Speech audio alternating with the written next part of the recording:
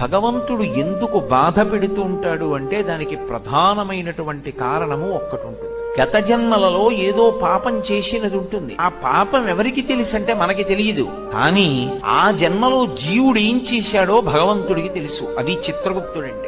ఆయన వ్రాసి పెట్టుకుంటాడు. దాన్ని అనుభవంలోకి తీసుకొస్తాడు. చేసిన పాపం కష్టం రూపంలో పోవాలి. వీడు కూడా బాధపడ్డాడు అనుకోండి, ఆ బాధ రూపంలో చేసిన పాపం పోతుంది. ఎప్పుడో ఎవరినో అనరాని మాట ఏదో అన్నాడు, వాళ్ళు చాలా బాధపడ్డారు 2 గంటలు. వాళ్ళు బాధపడ్డారు కదూ, ఆ బాధపడినట్టే ఇప్పుడు కూడా నిన్ను ఎవరో ఒకళ్ళు ఏదో అనరాని మాట అంటారు, నువ్వు 2 గంటలు బాధపడ్డావు.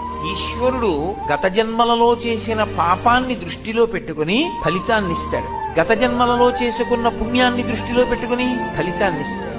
అలా ఇస్తాడా అండి? ఖచ్చితంగా ఇస్తాడు. భగవంతుడు ఎందుకు బాధ పెడుతూ ఉంటాడు అంటే దానికి ప్రధానమైనటువంటి కారణము ఒక్కటి ఉంటుంది.